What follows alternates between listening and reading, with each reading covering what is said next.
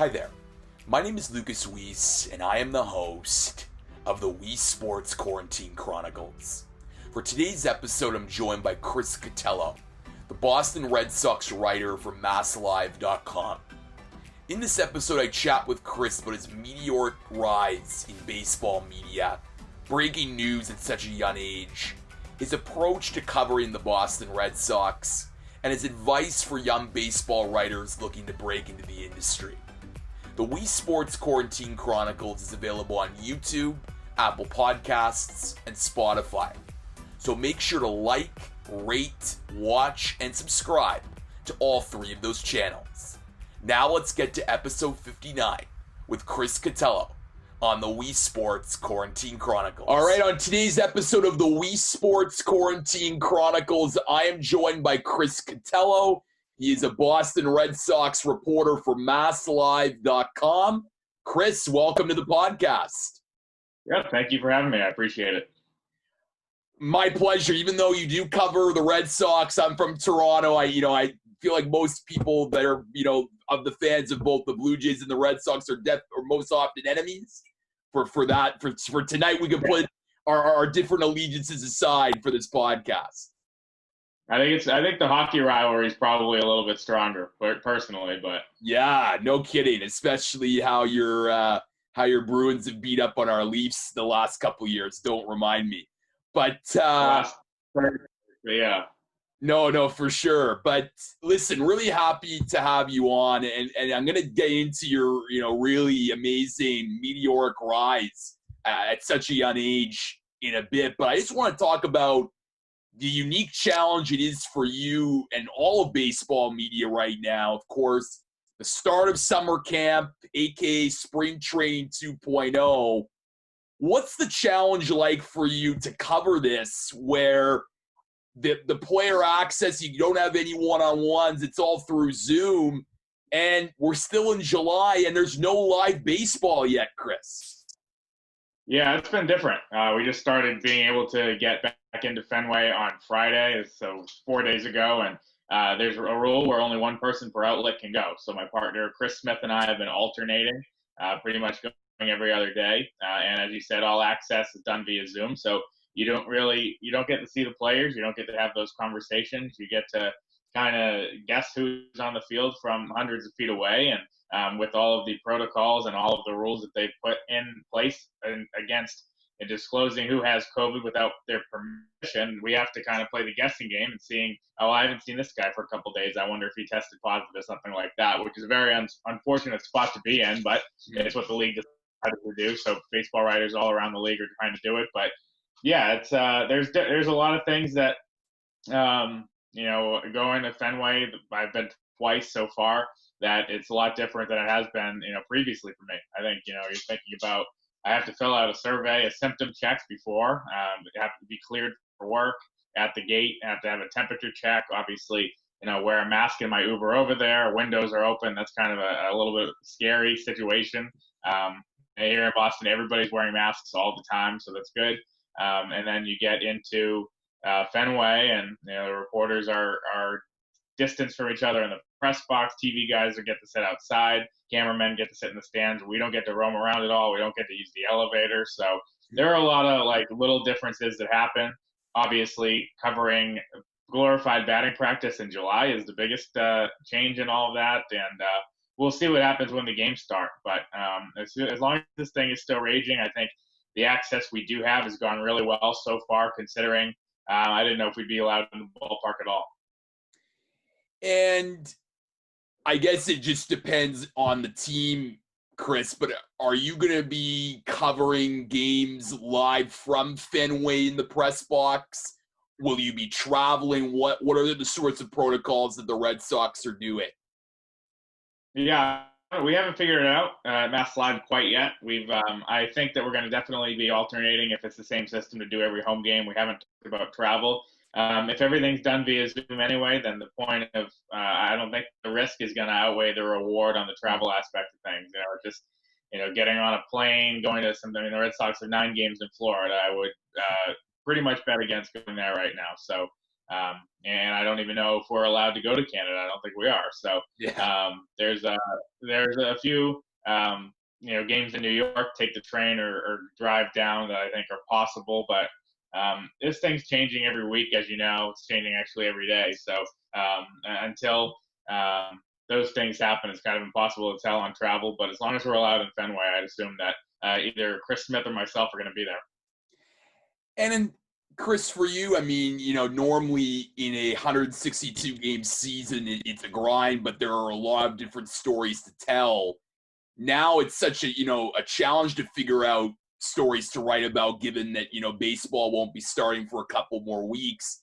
What are the sorts of stories are you telling, and how do you sort of balance the fact that your readership obviously wants to talk baseball and the Red Sox, and they're very passionate about the team, but at the same time, there is this pandemic going on that you just can't ignore happening right before our very eyes?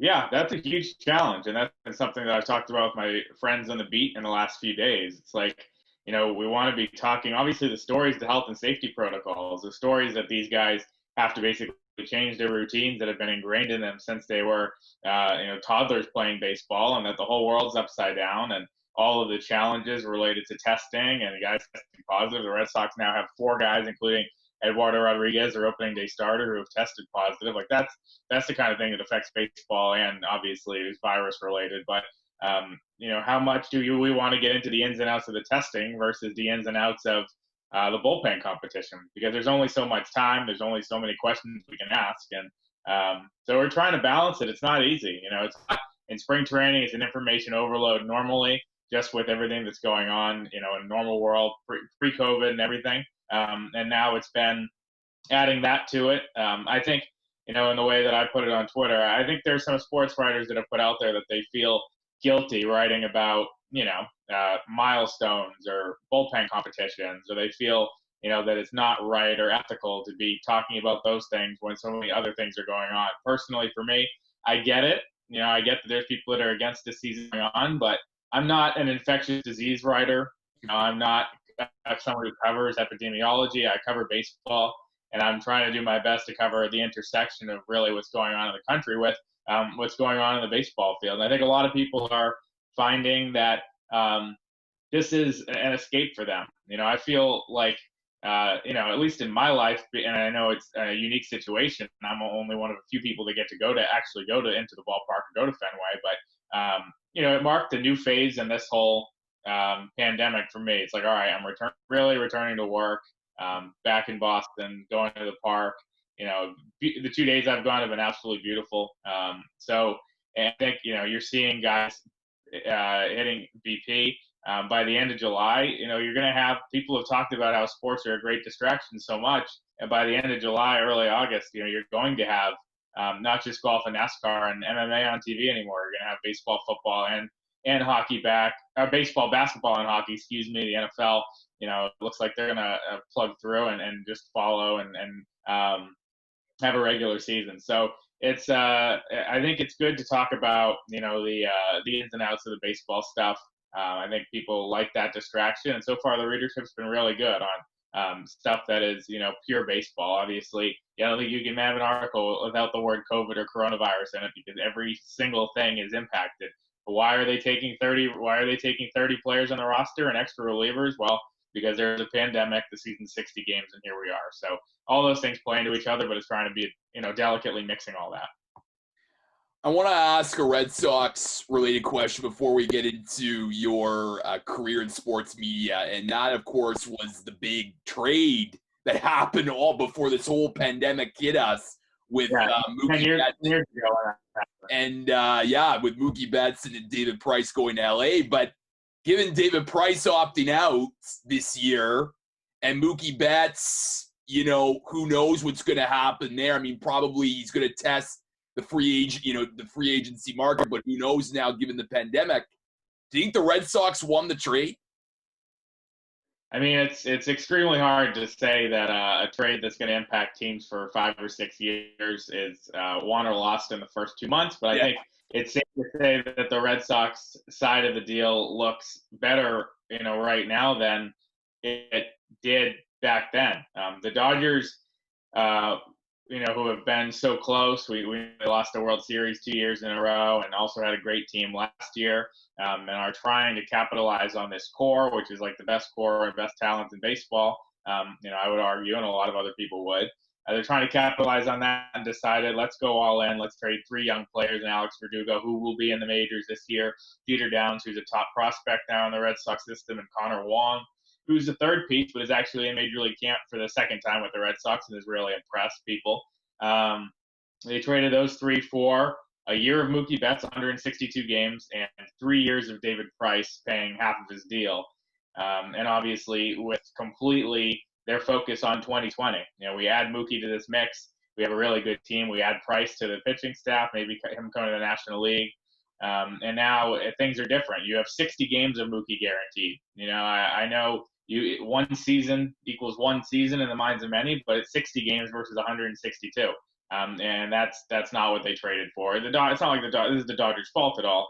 And then David Price opting out means they get 2 years of him, and those 2 years don't actually overlap with the year that they have Betts. So, David Price not being in rotation, people around here will disagree with me, but that makes your team worse. And I think he's a guy that had a lot to prove out there, and I wouldn't have been surprised if he had an amazing year for LA, especially in a 60-game setup. He's a guy who's dealt with injuries at the end of last year, had to be shut down, had an off-season wrist surgery to remove a cyst, kind of a weird injury. But I think that is a loss for them. So, the Red Sox are not going to have Downs or Wong in the majors this year, so the shortened season doesn't affect them. Yes, they get fewer games of Alex Verdugo, but Alex Verdugo is actually going to be missing opening day and probably the first month with a stress fracture in his back. Now he's going to be available for the entire season. So it just has been kind of a series of things that make it easier for Red Sox fans, I think, to comprehend. But at the end of the day, it comes down to where Mookie Betts decides to go in free agency. Does it factor into his decision that maybe he didn't get enough time to experience LA and really love it, never get to play in front of fans at Dodger Stadium potentially? That could play into it. Maybe he feels that because things got so screwed up here in the last couple months that he owes it to the Dodgers and goes back there on a 1-year deal. Who knows? I mean, this is really the wild, wild west. Maybe the Red Sox know that his asking price is going to be a lot lower now that the pandemic has ruined revenues for a lot of teams, and the Red Sox decide to make the grandfather offer to bring him back. And that would be something that Red Sox fans here are asking me about every single day and would love. So there's a lot of unanswered questions. As of now, though, it looks like the Red Sox, if I had to judge it right now, which is way too early, they would have won, but plenty of time to go for all those answers. Of course, and Blue Jays fans remember in 2015 what David Price did in half a season when he got traded to the team and led them to the AL East championship. But Chris, I want to get into your career, and your career to me is so fascinating just because of how quickly you have risen up and are at such a young age are covering one of the biggest beats in sports. Why did you choose baseball? Because I feel like a lot of young writers or journalists, they want to dabble in a bit of everything, hockey, football, and generalize a bit. But you specialize right away in baseball, and you've never looked back. Yeah, it's a good question. I think, from a young age when I was little, I had a fascination with the business of baseball. I grew up a huge Red Sox fan. That's really not the case anymore because the things change once you cover the team. Mm-hmm. I root for short games with good stories, which we're going to have probably neither of this year. But I think, for me, it was in high school, I was still a baseball fan. I'm a huge NFL fan. I mean, I watch pretty much every NFL game all year. Big college hoops fan, North Carolina, as you can see, and I dabble in hockey and the NBA a little bit, especially during the playoffs. But for me, baseball was always the number one sport. It's the one I played growing up. And when I got into it, I started, an anonymous Twitter account back when I was in high school to track news and rumors and baseball rumors, because my favorite day of the year always growing up, and my mom will still attest to this, even when I was like 6, 7, was the July 31st trade deadline. And so I had an account called Trade Deadliner where I was basically tracking all of the news and rumors that were going on. That was, I think the summers of 11 and 12. So I was 15, 16, 17. And from there, I was able to break a couple stories and started realizing that maybe I could do this as a career. changed it to my own name, and that was obviously a huge step. I was probably in 2012 or 2013 and was able to break some stories, hook up with SB Nation, which was a great place for me to work for like 5 full years through college in Chapel Hill. And being able to do that for them remotely was great because I got a lot of experience even on a part-time basis. And then I grew up here in Massachusetts, so when the Mass Lab opening was there right at graduation, it made a lot of sense this is where I wanted to work. And covering the Red Sox to call Fenway my workplace is obviously a dream that I had growing up. So it is, it definitely is a lot of pinch me moments along the way because it's a very competitive field, and everything fell into place. This job opened up right as I was graduating, and it opened up and I could start 2 weeks after graduation, and basically 2 weeks of downtime after graduation and fly home. And, I was starting to cover games at Fenway literally within the month. So that worked out well. And Boston's, an incredible market, as everybody knows. Fans are passionate. They're knowledgeable most of the time. And they'll let you know if they don't like what you're writing. They'll let you know. They rarely let you do if they like it. So that's always fun. But it's great, and the Red Sox have been as interesting as any team I think in sports in the last 2.5 years as I've covered them. They had a historically good team in 18 that I get to cover and be there for the playoffs for that. A year later, they fire their general manager, have a down year. It seems like changing of the guard. A few of the veterans are going to get sent out. Maybe Mookie's traded, and then all of a sudden the bombshells from Houston and Alex Cora, who looked like he'd be here for about 10 years or more, gets fired. Mookie and Price are traded. There's a scandal and an investigation with the Red Sox and sign stealing that didn't turn up much, but it was still something to cover. And then, trying to have this transition year and a year that's a transition year for the entire world too. So there is always plenty of stories. You talk to people who've been on the beat here for 30 years, and they say you're never going to have a shortage of stuff to write about. So it's a new challenge every day, and I enjoy that. Feels like I'm talking to someone covering the Toronto Maple Leafs. It's always a whirlwind, given Toronto here for hockey and Boston for baseball. But, the Red Sox have won championships though, so. Don't remind me, man. I might have to end this podcast early. But I want to go back to you breaking stories at such a young age because, look, I mean, people. I think, who just want to get in the business. They just want to just write, whether it's, a profile, learn the ropes of the trade about just writing and covering sports. But you at a young age were already cultivating sources. And I'm just curious what your process was. And did you ever get any pushback from sources just because you were so young? Yeah, I think it was always part of it. I think it's a domino effect in a way where you start talking to a couple people, and it was all through Twitter and LinkedIn and stuff like that for me at first.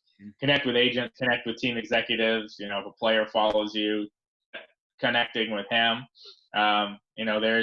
There are, and it's kind of embarrassing now, but there are players that'll come into Fenway. It happened a couple of times last year who I knew that I bombarded with DMs when I was in high school, and they'd come out, "Hi, Chris, good to see you," and it's like, I'm so sorry for being that annoying kid.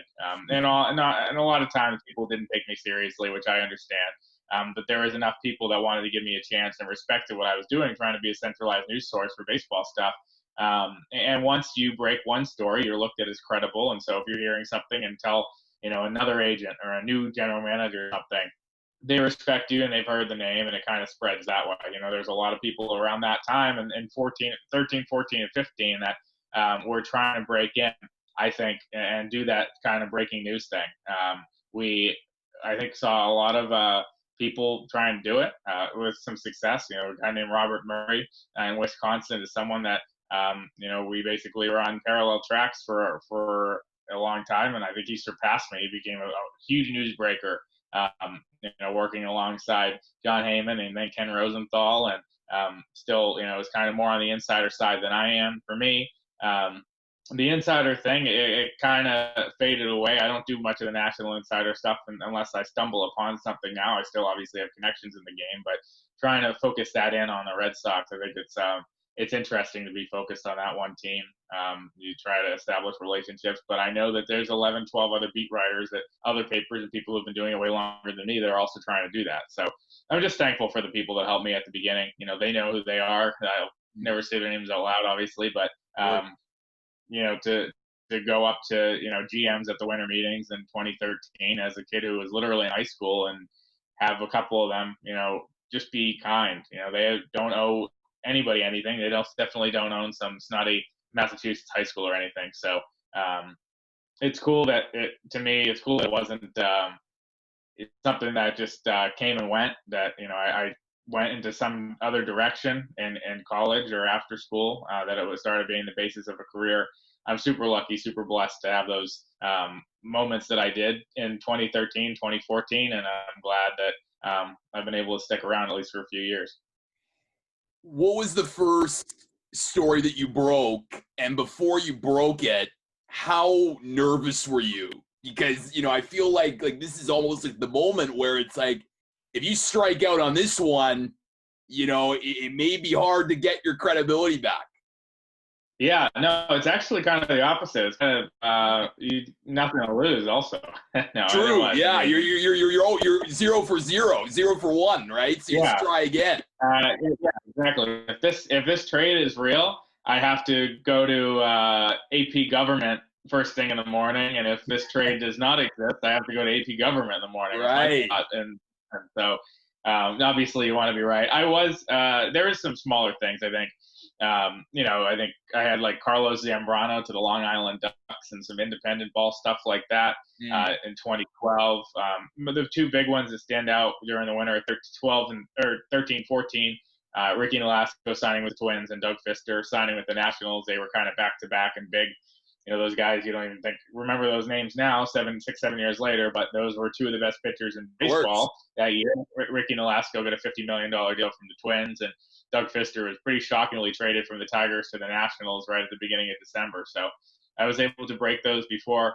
It was right around Thanksgiving. I think Nolasco was the night before Thanksgiving. Fister was a couple days after, and that set up for me. I had planned to go to the winter meetings, but I went to those winter meetings, and people kind of knew the name, which was really cool. And I had, people that I had grown up rooting for or watching. I mean, I was on MLB Network with Harold Reynolds, a guy who I had watched growing up, and all that kind of stuff. It was just, I always think back, and that was kind of a whirlwind. It was cool. It was at Disney, and NBA Land, I think they're calling it now. But it was at the irony. And I was in Orlando. We made a family vacation, and we all went down, and it was just a great time.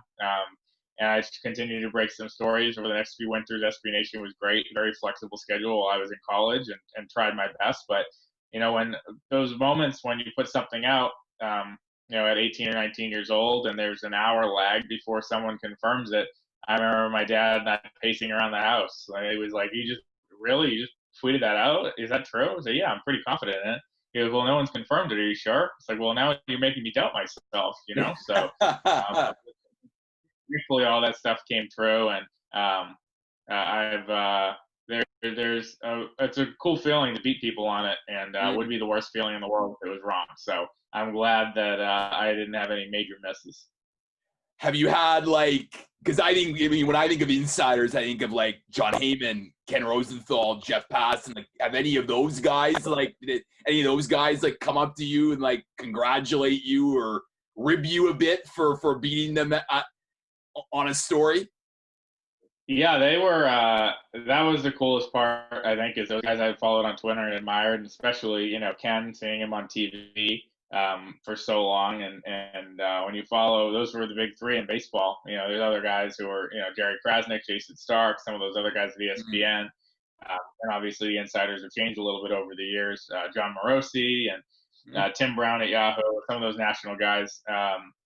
But with Ken, John, and Jeff, they were giving me credit from the beginning, and I think that was a really important thing, because I always think if I would have had a 30-year career in baseball and I had a story, and the only person who had said it before me was some kid, I might have been like, well, he doesn't really count, so I don't need to credit him. And those guys were extremely professional. And they always gave me credit if I got something first, and I established relationships with them at that point, and they've all been great. So I think that was really cool that they respected that it was happening. Obviously, there was jokes about my age. I think at that winter meetings, John Heyman tweeted out, Chris is on the rides at Magic Kingdom. Maybe he'll come over here and break a story at the hotel a little bit later. So I think 6 years later, some of those jokes have gone away, even though I like to still call people old because I'm only 24 now. But yeah, those guys are awesome. I think there's a lot of people in the industry that did the same, even on the beat here. Some of my best friends now in the world are guys that I'm on the beat with, and they're guys that I grew up listening to on the radio and watching on TV. And it's cool to think about that. I mean, my dad listened to on the radio for years at work are now, the guys I'm grabbing beers with. So, baseball writers think a certain way. I think you have to be very sarcastic and very like-minded to do it. So I think I fit in that way. But a lot of really good people have helped along the way, and I haven't accomplished much, but what I have accomplished, I would say, wouldn't happen without them. Well, for sure, and I think you hit a really great point for a lot of young journalists and writers getting into this industry. Is you can't have talent, you can't have a passion for it, but sometimes you need the help of others. And I know for me, and I know for so many people, having those mentors and having those people helping you early on in your career, will only serve you well. And my question for you, Chris, in following about what you said about cultivating sources and breaking these stories and establishing credibility. It's not like you went to school for this. Like, you didn't go to the journalism school. It was all very much self-taught for you. So how did those early skills and stories serve you well for your current position now, covering one of the biggest beats in baseball? Yeah, I mean, it was kind of an interesting path because I went to journalism school after I had already done a lot of this stuff, and in North Carolina, and a great place, a great journalism school in Chapel Hill. I think the piece of that for me was being able to do both things at once, kind of get the experience of it. And I talk about going to media law class and learning about what libel and slander are and what you can actually be sued for, and then a couple weeks later having an agent call me up and threatening to sue me, and me saying, "Oh, well, I have my textbook right here, and I know that you can't do that." Or maybe he could have. Maybe I was just being dumb, but it was those kind of things where you're learning on the fly. You're learning the ins and outs of it while you're doing it. And there's internships and stuff, and a lot of people really get to do cool stuff. But I felt like, having the experience and being really, really in the thick of it during that was really valuable. So, but for me, it was there's a lot of common sense. I don't know if I followed all perfect journalism, especially as a high schooler, and because everything was happening via Twitter. But with social media, and the advent of that right around then, it was perfect timing, and I used it as much as I could. And then, of course, you work for SB Nation for a few years before you head to MassLive.com, and you had the opportunity to cover some big events, the World Series in 2013, which the Red Sox, of course, won, the All-Star Game, MLB Draft. I'm just curious because, again, you're a young guy there amongst some of the biggest, most respected baseball writers. How did you stand out in those big events, writing stories amongst all the other reporters covering the same event? Well, for the first few, before I was 21, I was the only one sober there. So I think that was a huge advantage. Good one. If you go to the winter meetings or some post, and that's absolutely no longer the case and hasn't been for quite some time. So now playing fields even, but so I just know it was about trying to connect with people, trying to make the most out of those events. I didn't cover regular season games ever. Fenway and the Red Sox PR is very strict about who they let in. They're stricter than a lot of other teams, and that's because the old ballpark, the press box isn't limitless. It's a storied franchise. They keep people out, and they would probably have never credentialed SB Nation. So spending my summers here, I never covered those games. The first I had couple regular season games at Camden Yards, a couple regular season games in Washington. I think one at the Trop before I even started this job. But I'd covered 5 or 6 regular season baseball games in person because it just wasn't possible to do that here. So I tried to make the most out of those big dual events, the All-Star games, the World Series, and the draft, because those were the ones I had the opportunity to cover. So connecting with people there, all the agents I would text, I would make sure I met up with them there, and so they could put a face to the name and try to really follow through with all that stuff. And I think that was important, along with a lot of other journalists, because you want people to know in the industry who you are. And I think other people have probably stealing this from other people, but people have said, those events are like when you go for the first time, you're trying to match faces with Twitter avatars that you know from home. And so that was always cool to try to do, and probably messed up on a few and guessed wrong because people had looked different. But it was like I said, just getting to know people. People were great, and doing those events was always the highlight of my year. I got to go on during late high school and college. I get to go on 2 business trips. I thought about it like that every year, to the All-Star game and to the All-Star game and to the winter meetings. And that was, obviously being on a plane by myself was a big deal for the first time. Now it's not right now, but before this pandemic, it's something we do a lot, obviously, with traveling and covering the Red Sox on the road. But those events were awesome. Yeah, I was just thinking a few minutes ago I'd be going to the All-Star game, I think, this weekend in LA if it was still going on. And trying to think about, I think the winter meetings are in Dallas, which I've never been there, so who knows if those will be happening or not. But that's one of my favorite weeks of the year. I strongly encourage any baseball fan to go. You'll see a lot of people from sports media, from baseball business, and you'll see them intoxicated, and that is always a treat for everybody. No doubt, no doubt. I'm sure you have a treasure trove of stories from that week. But is there a story, Chris, in your time, covering baseball or the Red Sox, not so much, a story that you broke, but something that you wrote that really stood out to you for you in your career?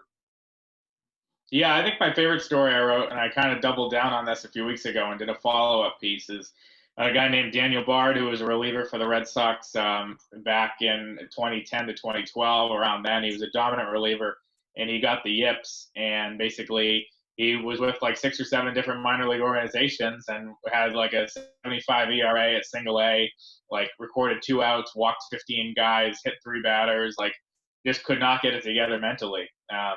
And if that was me, I would hide and go into hiding and never talk to anybody about it. But he's a Carolina grad too, so probably is why it was easy to talk, because we had that connection. But I think I talk to people on the beat and they say he's one of their favorite guys to cover all time too. The way he just kind of came to terms with it and decided that he was going to try to help others with similar problems. He was going to try to reinvent his career. I did a story on his retirement a few years ago, and that was awesome. I did a story on a comeback. He's now with the Rockies again a few weeks ago. So he's a great interview subject. I think that's the interview subjects really help with the stories. There's some stuff that I've done on the beat, some in-depth stuff where I've sat down for one-on-ones that have been kind of impactful too. But this year it's going to be almost impossible to do that. Now they're all in a Zoom scrum, but there are definitely some that stick out. And of course, July 31st, it was one of your favorite days, in high school. But now when you're covering the team, like, are you just always on the phone? Do you take eating breaks, washroom breaks? Like, I can't imagine what those days are like for reporters. For the deadline the deadline's actually been interesting the last couple of years, because previously, it was, I was covering the whole league and trying to get every trade and trying to break them, trying to write about them. I was managing MLB Dish on the SB Nation network. So that was like, I was managing a site where I had people under me who were waiting on my direction, which was interesting. And we were trying to coordinate and get our trade deadline coverage. The last 2 years covering the Red Sox, they actually have not made trades on the 31st either day. Either year. So it's been like 4 o'clock came and gone. I'm seeing all these tweet notifications from everybody else. And it's like, oh, I don't have to worry about this. Dave Dombrowski's going to come out and tell us that he felt like his club didn't need an addition. they made some smaller trades before the deadline. One of them being World Series MVP Steve Pearce from your Blue Jays. So that was in June though. But we have just not seen those busy days because the Red Sox haven't done it. I think under Chaim Bloom, in normal times, July 31st would be a very, very busy day. Who knows what August 31st, the deadline this year, is going to look like. Yeah, it will definitely look weird. And of course, I remember that Steve Pearce trade because we traded a future World Series MVP. Who knew what? No one would have predicted that. But what a great day for the Red Sox, though. No, for sure. But Chris, I want to sort of end this conversation by talking just about beat reporting just in general, because obviously you do a lot of writing, but you're also relying on different journalistic skills, whether it's social media, you appear on television or radio stations as well. So how important is it for a beat reporter to have a grasp of not just writing, but the whole toolbox of journalistic skills? Yeah, for sure. It's not you file your story and you're done. Every writer's on Twitter. I think about it when just day to day today. Today was one of my days where I was working from home and my partner Chris Smith was at the ballpark. So Ron Renicky gets up to do his press conference on Zoom. I'm on the call from the spot I'm in right now, and I have Twitter pulled up and an open tweet pulled up for any news, and he announced that Eduardo Rodriguez had tested positive, unfortunately. You want to be the first one to get that out. It doesn't matter because it's going to be literally seconds, but you want to be still the first one to get that out. And in Boston, you go on a lot of sports radio stations and TV stations and do a lot of podcasts. And Twitter's huge. All of our stories post to Twitter, post to Facebook.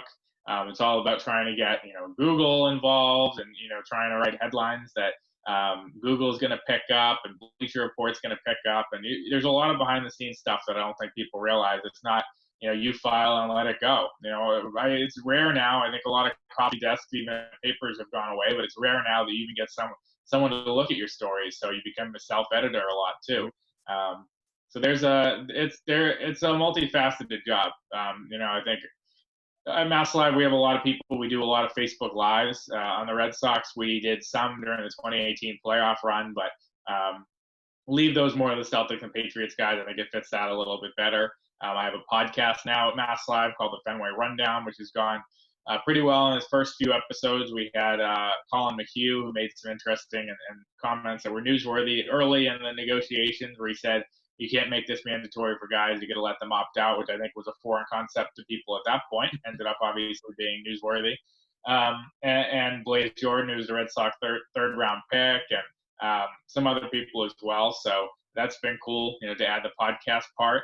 The podcast was cool for me during the quarantine downtime because I was able to kind of create content, do an interview, and then transcribe it and write them up as written pieces. So kind of double dip when there's nothing else going on. So it's all part of it. I think everybody, who covers any team on a beat, knows all of that. The guys in Toronto, whether it be Shy or some of our buddies up there, and yep. They're, on TV, on the radio, writing all the time. So doing podcasts and everything. It's not a one facet job anymore. I mean, I'm now editing my podcast, which I see like the mixer, like I'm a DJ, and I have I'm sure you know how to do it better than me. I have no idea what the hell I'm doing on that with something called graphic EQ and You're speaking my language. You're speaking my language. I'm watching YouTube tutorials on how to do it. I'm screaming at the thing, and because sometimes I record with my as I'm doing to you right now. I record with my good mic sometimes, and the guest doesn't. And it makes the audio. I hope I've been loud enough, but you've been great. My two colleagues at Mass Live are sometimes low talk because they have kids. And we record at night, so they're whispering, and I got to amplify them. So it's just a whole scene. So yeah, it requires a lot of different skills. I asked this of all my guests, Chris. If you're going to Boston, what's one restaurant you have to try out? That's a good question. I think just the whole North End experience in general is a good one. A place that right near Faneuil Hall that will give you make you feel like you're in the 1700s is called the Bell in Hand Tavern. There's a street that literally looks like it hasn't been touched since 1776. And right near Faneuil Hall, there's a lot of great places. The North End, if you like Italian food, obviously, and then get a cannoli at Mike's Pastries at the end. So yeah, it's there's a lot of really good spots that I think indoor dining is starting to open up. So I'll have to check out soon.